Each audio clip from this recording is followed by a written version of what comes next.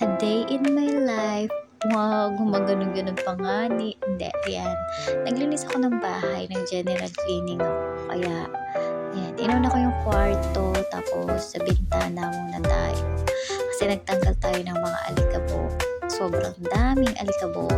Kasi, ilang araw na ako hindi nakapaglinis ng gusto.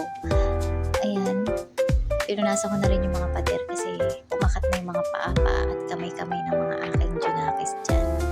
Kaya pinunasan ko na rin. At magpapalit din tayo ng mga punda at bedsheet. Kahit kapapalit ko lang, magpalit pa rin talaga ako kasi hindi na ako mapakali. Piling ko nangangati na ako. Ganun. Nangangati. Ayan, pinunasan ko yung mga pader.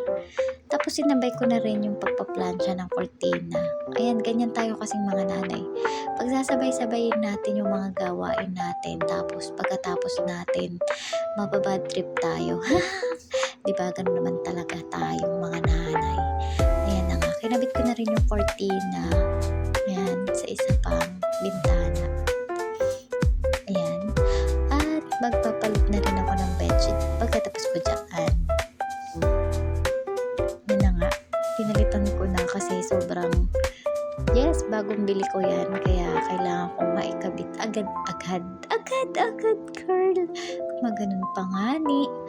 Tapos ayan dyan, papasok ko yung anak ko dyan. Alam mo kapag ako kasi naglilinis, ayoko talaga na may bata or sino mang tao sa loob ng bahay kasi feeling ko hindi ko ako makakapaglinis ng maayos. Pero ang kulit-kulit talaga ng anak ko kasi gusto niya akong tulungan. Yung anak ko na yan. Yan, yung maganda kong anak. Maganda ba? May ganda na yun. Maganda ba? Ayan, pa-flex-flex pa yan siya. Parang nagtitinda. Minsan, isasalang ko to, mag-live selling siya. Yan. Tinulungan niya naman ako dyan. So, okay lang. Kahit sobrang kulit niyan. Gusto niya talaga na tinatulungan ako. At tapos na. Ayan. Nakikita niyo na. O, diba? Syempre, ito yan. Oh, ha, diba? Ang ganda, ang linis na.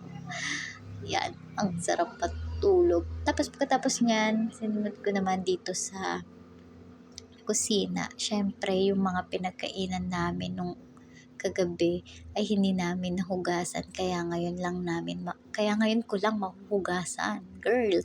Opo, ngayon lang ako maghuhugas. And syempre dahil naman nandiyan na ako at naglilinis na ako, kaya nga tinupad ko na talaga ang general cleaning.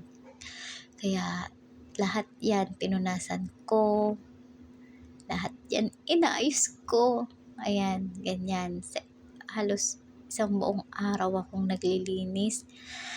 Ewan ko ba, basta masarap sa pakiramdam kasi kapag ka nalinis mo lahat ng mga gusto mong linisin, ang sarap sa pakiramdam nun, girl.